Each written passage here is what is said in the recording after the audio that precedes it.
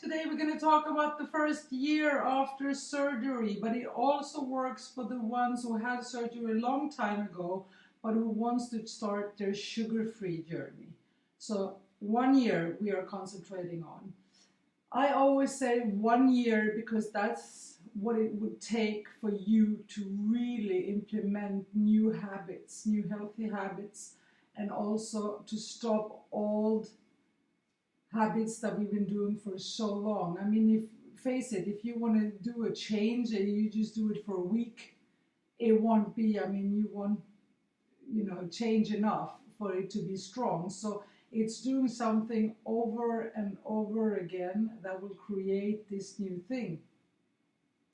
So as soon as I used the surgery to do my change, thinking that as we couldn't eat anything anyhow with the pre-op diet and then the liquid stage, the puree stage and everything, we couldn't have anything to eat. So it was a really good moment to start doing the changes. It's been now over a year, and I'm still working every day of doing things that will, so that we will become so natural that you don't think about it. I'm still preparing myself for the worst, that the cravings might come back. But so far, I mean, as I haven't touched anything, I haven't touched any sugar or anything sweet since over a year, I don't think that cravings come back from one day to the other. I think they creep back in because you let them in. The problem is when we say that we're going to have a little bit of something, it's very hard to know how much is a little bit and when is it too much. Therefore, it's just easier to say no. I never want to be in a situation where I have to have a debate with my addiction, whether should not take it. It's just no. There's no, I mean, it's so much easier. And I can tell you now, 1 year after surgery, I can eat more than I could right after surgery. I feel hunger much more. I even feel sometimes, cravings, small cravings. It's not like, crazy cravings, but I can feel like, because we all have that, some days you're like, But then now I know where I can go. I mean, if I have a craving, I'll take some cashew nuts or I'll take some, whatever. I will take something healthy that I'm allowed. I would never, never go and take a cake or an ice cream or something that would lead me back to where I came from. I mean, some people can, and every single day I hear the word moderation. You should be able to eat everything in moderation. It just does not work if you have an addiction. Forget it. You cannot. Haven't we tried this? Haven't we been there? I mean, haven't you tried diets and different things over and over again and fail with all of it? So by now you should know that moderation will not work. Therefore, this year that comes, you have to see it like you're building a new strong foundation.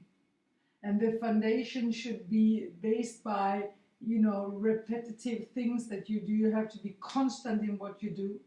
You have to fill voids. If you stop with something, you have to fill it so that you don't give the opportunity for the addiction to fill it with bad things again.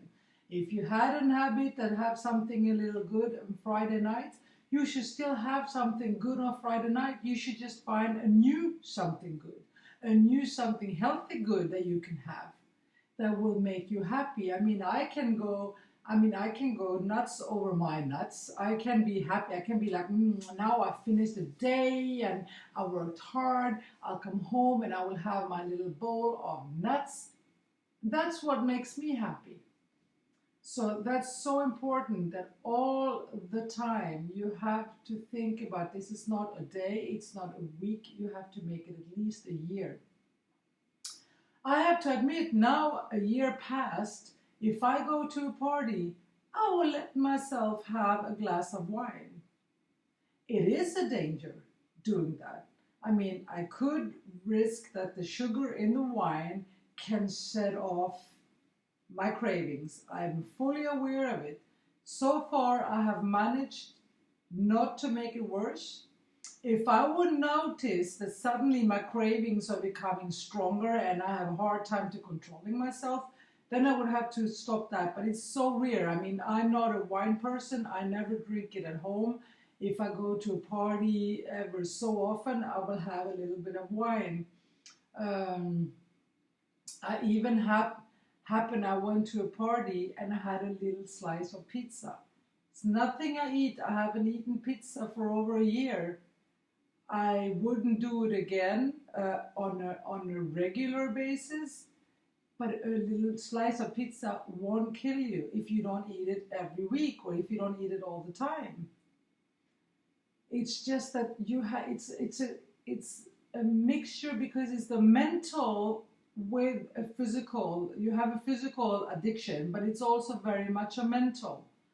And if you never, I mean, certain things, even though I could take a little bit of pizza, I would never ever touch a piece of cake or candy because that is my downfall. I know that for 100% sure. I will lose it and I will gain back what I've lost. Not in a week, but over a year or two, sure. I will gain it back and I will be a prisoner again to the addiction. I will be a slave of the addiction, following that all the time. So, but all those things I just told you, you can only do them once you had waited for at least a year. You cannot start your journey by having slip ups. You cannot start your journey by saying, okay, once in a while I can have some. No, because the addiction will not understand. Cravings will still be there as long as you feed it. So you have to stop feeding it. And then once you feel that you are in control, then you could have certain things, because a pizza, I mean, if you have a pizza with some cheese you're allowed to eat, ham you're allowed to eat, it's just a bread it's not the worst, but pure sugar candy, forget it. Don't even go there. So take this first year as a learning thing. Take this first year and stick to it no matter what. I talk to a lot of people who tells me, yes, but it's so hard on social things when you go out to a party and people. Be proud of your choice. I have no problem saying to people, I don't eat sugar anymore. I'm not ashamed. Contrary, I'm proving to the other people that I'm taking charge. I'm doing something about my problem. Should you ever, I mean, if you meet an alcoholic, is it better to see him drink through the whole party, or you better see him not drink and say, I stopped drinking because I'm an alcoholic? You have much more respect for the guy who doesn't take the drink. So be proud of your decision. You don't take sugar because you can't handle it. And one important thing is, I can have sugar, but I choose not to have sugar. This is my choice. I choose to take care of myself. I choose to not listen to what the addiction tells me any longer. And it's not, once you've been doing it for so long, it becomes a lifestyle.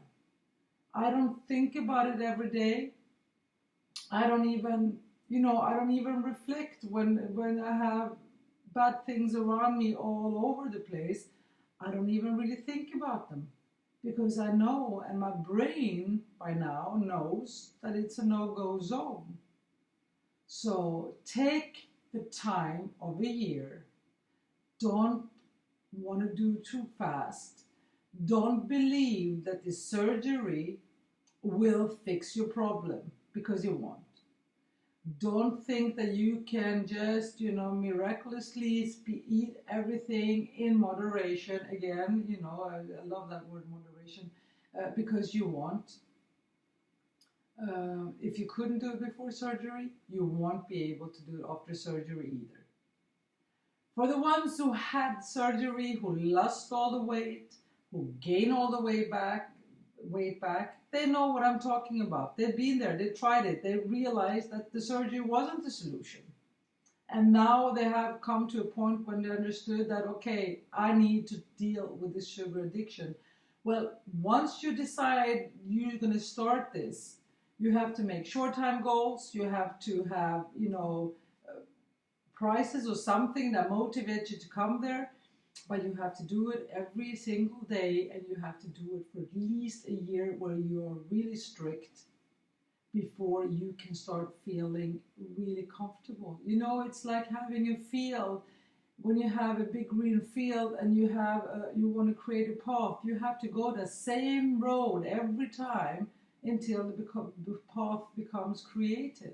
And this is the same with your brain. I mean, it's a cognitive thing, and we have to, do the same thing over and over again until it really sinks in there. So 1 year is the magical number. 1 year is where you have to be really strict. And then after that, you can feel and you would know what and when you can do some exceptions, but never with sugar. Thank you very much. Bye.